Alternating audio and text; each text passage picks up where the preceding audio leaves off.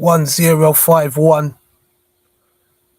23rd of the 5th, 2026, JTV. The title of this live stream is The Great Carnivorous Cycle.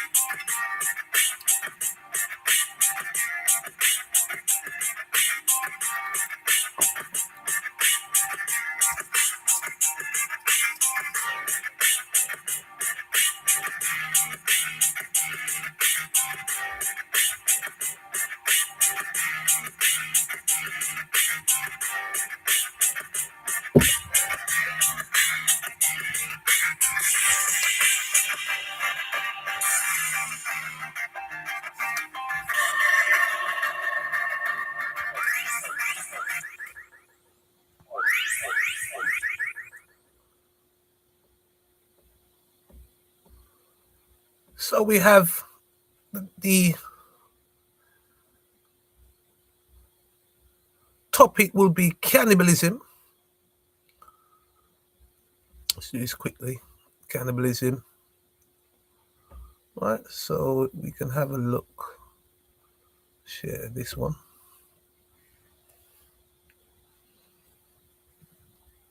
Cannibalism.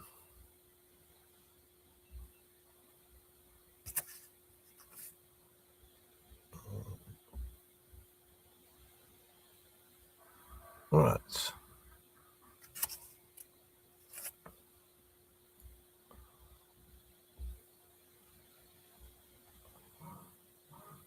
So we have cannibalism is the act of consuming all or part of an individual of the same species as food.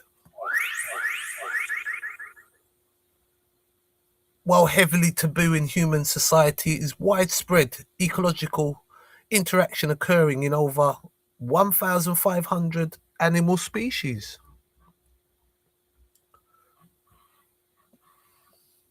Throughout human history and prehistory, the consumption of human flesh, anthropophagy, has occurred across various cultural, social, and survival contexts. Anthropologists and historians generally categorize human cannibalism into distinct types. Yes. You have survival cannibalism,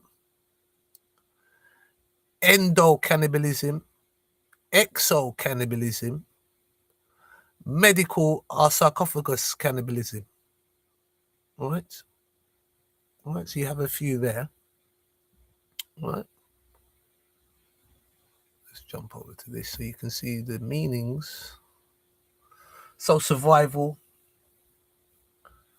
the consumption of human flesh out of extreme necessity during severe famines, sieges, catastrophic accidents. For an example, the 1972 Andes flight disaster. Endocannibalism, the ritualized consumption of members of one's own community, often as a funerary practice to honor the deceased or allow their traits or spirits to remain in the group. Exocannibalism, the consumption of people outside one's community, typically enemies of prisoners of war. We also have medical sarcophagus cannibalism, the historical consumption of human body parts, bloods, or organs, such as the ancient Romans or traditional Chinese medicines, with the belief that they possess healing properties.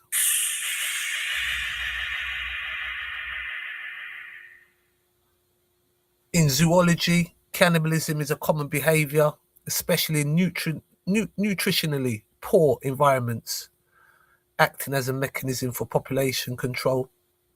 Highly prevalent among insects, like the praying mantises, the spiders, fish, amphibians, and certain mammals, such as polar bears and chimpanzees. While it benefits the individual by providing nutrients, it presents evolutionary trade-offs, such as risks of disease transmission, potential consumption of an offspring as well. We have societal taboos and laws. In almost all modern societies, cannibalism is considered a severe social and moral taboo.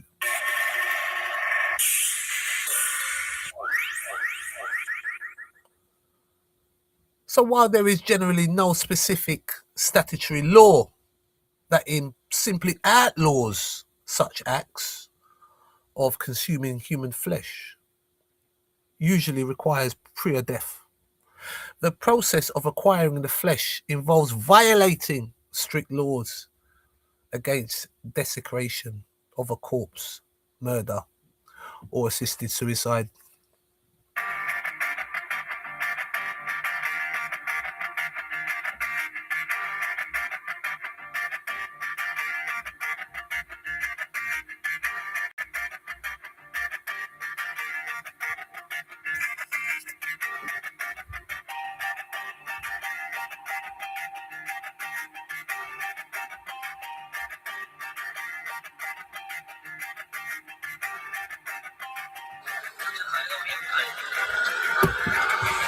Thanks.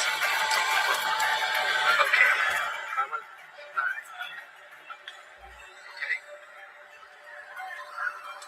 Maybe I'll take this off right now and then. Just thank you. Okay. Thank you. Why are people on that side of the river so afraid of the Agori?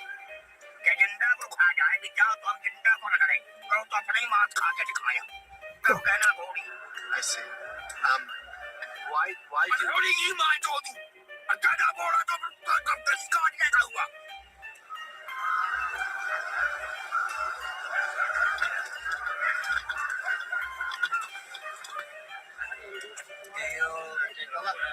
this may have been a mistake? Maybe we just somebody distracts him and I just leave. Ah, This is where it goes. You can be polite. I can be very. good luck there, mate. I mean, imagine going to visit cannibals. What do you expect? They'll be licking their lips. But this beauty is deceptive. This cave is actually the site of one of the most gruesome and mysterious stories in Scottish history. As always, viewer discretion is strongly advised. Yeah, viewer discretion.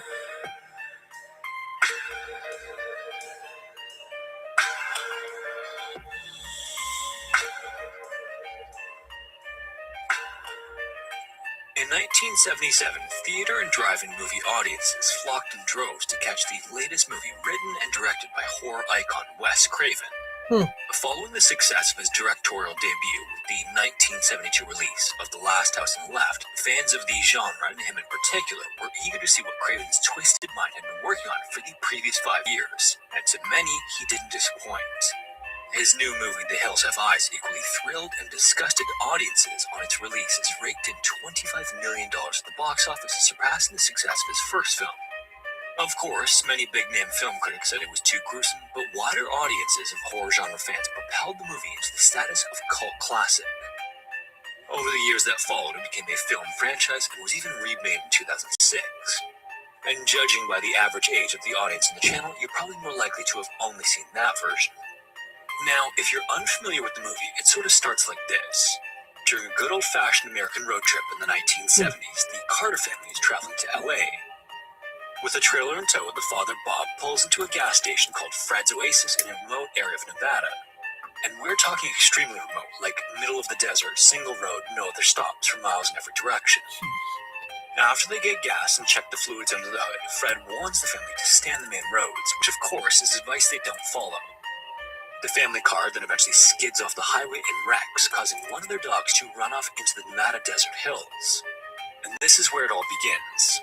There's something in that remote desert living in the caves there that begins systematically stalking and killing them. Now, while Craven certainly had the kind of warped creativity it would take to dream up such a scenario, it was actually during his research following the release of The Last House on the Left that he came across a story so revolting that he couldn't help but let it inspire his next movie. And the story that would end up inspiring The Hills of Eyes was the story of the Sawney Bean clan. It's uncertain where exactly he was born, but Alexander Bean, also known as Sawney, likely came into the world in the late 15th century in Scotland.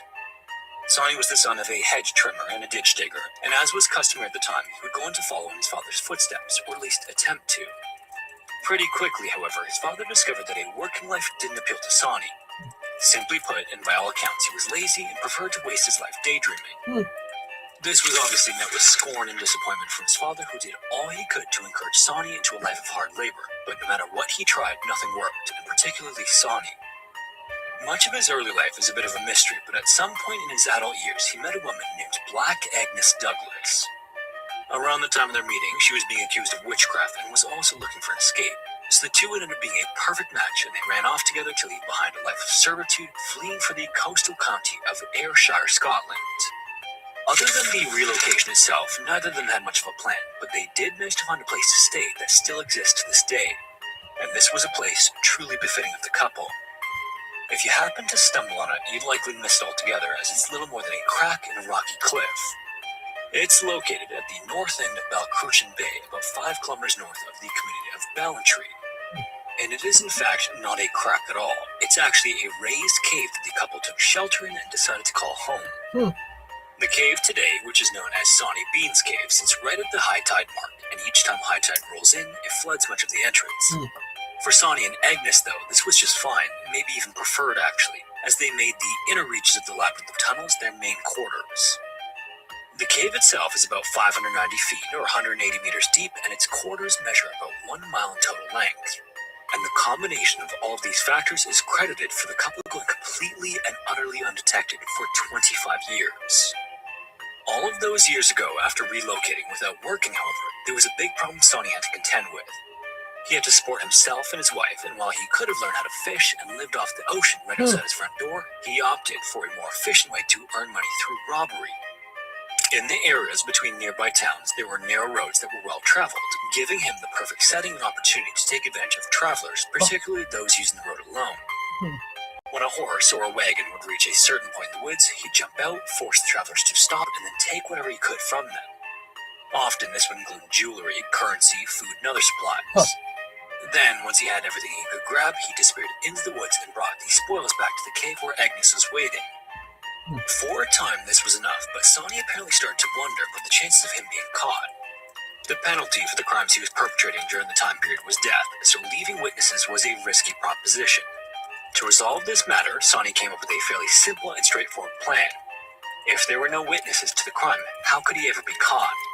Almost as soon as the idea struck him, he put the plan to action and soon realized this created another problem though, which was disposing of the evidence. If the local authorities were made aware of dead bodies left lying in the woods, it would almost certainly result in an extensive manhunt to find the killer. But rather than focus on the problem, Sawney, despite his apparent laziness, was a solution-minded individual, and he figured he could actually solve several issues all at once. To remain undetected while visiting local shops and merchants was nearly impossible, so trading in the goods he took from travelers was a risk he no longer wanted to take. To that point, he'd been trading valuable items for food, but if he just killed the travelers and brought the bodies back to the cave with him, he and Agnes would also never have to worry about food again. And so it went afterward, with Sawney continuing to ambush travelers on the narrow roads between villages. He'd lure them off their horses and wagons, quickly dispatch them, and then drag them into the cave where Agnes would prepare them. Prior to this, the couple had been nearly starving, but now they had a steady supply of food, and high-protein food at that. Soon, they both regained their strength, and in doing so, the couple began to have children. It's Jeffrey Dahmer, the serial killer and cannibal whose saga of evil has been given new life in the hit Netflix series Monster. I'm gonna ask you some questions that are tough. In this never-before-seen video from the Inside Edition archives, he's clearly nervous. His hands won't stay still Huh. as he prepares for the exclusive 1993 interview. What questions are you going to start out with? A new generation is learning about his horrifying crimes through the #1 Netflix series. What appears to be a psychopathic mass murder. Destination 32 clear. This world-exclusive interview took place inside the maximum security prison in Wisconsin, where he was serving 999 years. He was escorted by 3 prison guards. One officer held each arm as he was taken in handcuffs into an elevator. Nobody was taking any chances with the most notorious killer in America. Dahmer was 33 when he told Nancy Glass about his twisted motive for killing 17 men. Not because I was angry with them, not because I hated them, but because I wanted to keep them with me. And as my obsession grew, I was saving body parts such as skulls and skeletons, and eventually I did turn to cannibalism. This is for you. He described how he picked up his victims in gay bars and brought them home. I'd have the sleeping pill mixture already prepared. The person would drink it, fall asleep, and that's when they would be strangled. And he made a startling admission about the evil urges that propelled him to kill. Do you still feel those same urges? Do you still feel that compulsion, that obsession? I wish I could say that it just left completely, but no, there are times when I still do it. You see, he couldn't stop. Once he got taste of the human flesh. Now, I mean, I'm going to say something quite controversial. I mean, out of all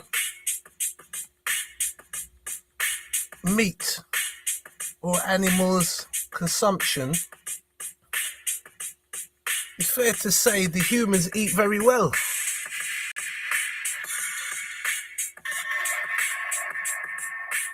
And I wonder how much of this flesh has been added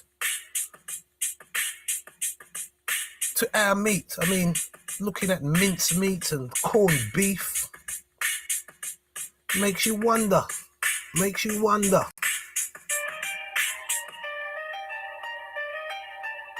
The fire was the first revolution. Before we learned to control it, our ancestors spent up to 6 hours a day just chewing raw, stringy plant matter and tough scavenger scraps. But roughly 1 million years ago, early humans began tossing meat into the embers. Cooking broke down tough fibers, neutralized deadly bacteria, and unlocked a massive wave of easily digestible calories. This single behavioral shift changed everything. Because we no longer needed a massive, energy-expensive digestive tract to break down raw foliage, our bodies made an evolutionary trade. Our guts shrank and our brains expanded. We literally traded stomach space for intelligence. But as our brains grew, so did our bizarre and intricate cultural obsessions with what and how we ate. The banquets of excess. By the time civilization reached ancient Rome, meat had transformed from a means of survival into the ultimate weapon of political theater. Wealthy Romans didn't just want to feed their guests, they wanted to shock them.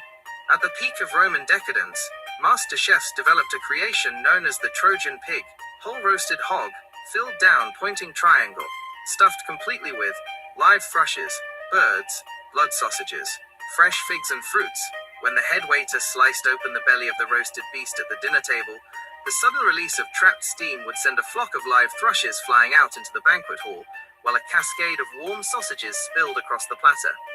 Across the globe, the Han dynasty in China was treating meat with a different kind of intensity. Emperors were buried with fully stocked, miniature kitchens carved from clay, complete with tiny stoves, cleavers, and precise written recipes for skewered meats. They firmly believed that a ruler's status in the afterlife depended entirely on the complexity of his eternal menu. The era of corpse medicine, but the history of human consumption takes a distinctly macabre turn when we look at early modern Europe. Between the 1500s and 1700s, a practice known as corpse medicine swept through the upper classes of England, Germany, and France. If you walked into a 17th century apothecary suffering from epilepsy, joint pain, or a severe hemorrhage, you wouldn't just receive herbs. You might be prescribed a tincture made from ground Egyptian mummies, or a powder made from the skulls of executed criminals. The philosophy, physicians of the era relied on the doctrine of signatures. They believed that a living person could absorb the lingering vital life force of the deceased by consuming their remains. King Charles II of England famously drank a concoction nicknamed the King's Drops, which consisted of pulverized human skull dissolved in alcohol. At execution sites across Europe, the poor would gather with small cups, paying the executioner a few coins to catch the warm, fresh blood of the condemned, drinking it on the spot to cure neurological disorders. Resurrecting the Ice Age. Today, our obsession with meat has grown into a global industry that processes over 360 million tons of flesh every year to feed 8 billion people. But because the environmental strain of factory farming has pushed our planet to its limits, the next chapter of our culinary history is being written in sterile white laboratories. Scientists are now taking cells from living animals and brewing genuine muscle tissue inside stainless steel bioreactors, eliminating the need for slaughterhouses entirely. And because they are building meat from genetic code, they are no longer restricted to traditional livestock. An innovative food tech company demonstrated this by reconstructing the gene sequence for mammoth myoglobin, the protein that gives meat its red color and rich flavor. They filled the gaps in the ancient DNA using modern elephant genes, placed it into stem cells, and grew enough genuine tissue to create a massive prehistoric meatball. From the smoke of the first campfires to eating mummies in royal courts, and now to tasting creatures that have been extinct for 10,000 years, the story of human meat consumption has never just been about hunger. It is a reflection of our science, our superstitions, this desire to conquer the natural world.